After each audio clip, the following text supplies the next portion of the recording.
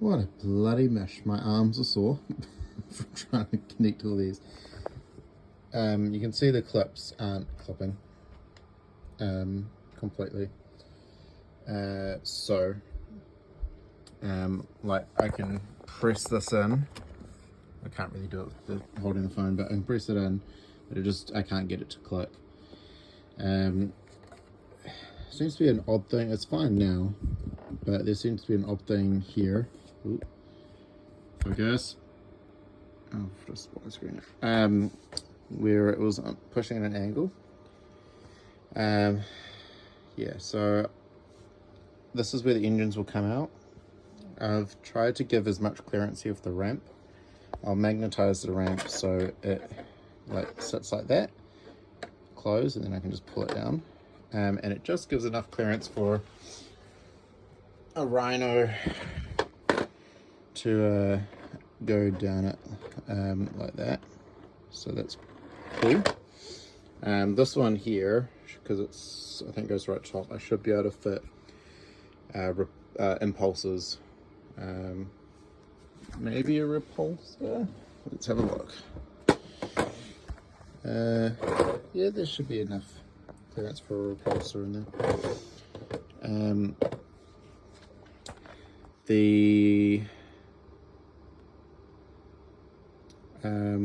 So yeah, I think I'm just going to leave it like this, drop baking soda in the cracks, super glue it, and then after the super glue go in on the inside and the outside with milliput to harden it up, just so it doesn't move.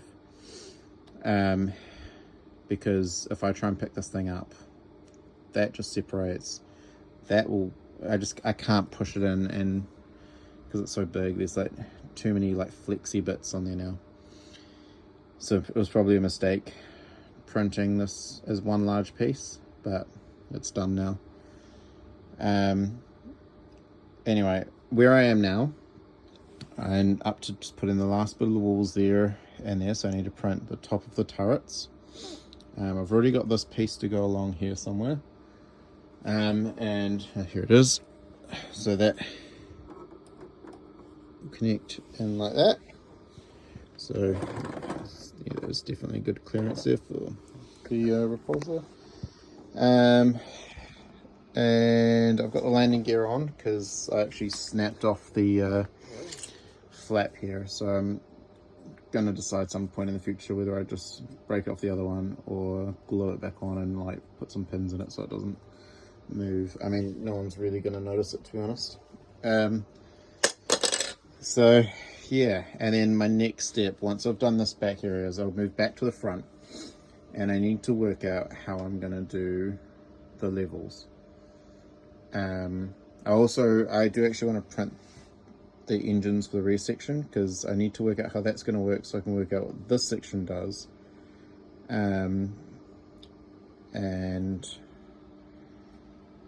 Ideally what I'd like, so obviously this is going to cause a problem being a big sticky out piece, but I can solve that by just having a permanent, or just a piece that is separated, so I can just lift it out without that piece interference. So I'll have a look at the plans that I've done and work it all out. I'll eventually glue these pieces in like that, the weapon racks, once I paint them. I've got to somehow work this out. I've got to get in there with a sharp something or lighter and melt away the plastic so I can push this in. And yeah, there's a lot to do now. Well, this is taking me 2 years, so but I've made a lot of progress.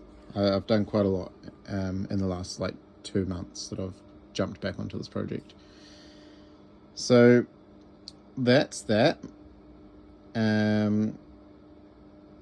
It's a massive work in progress, but at least now this can pop down nicely. People can go in and out. So that's pretty cool.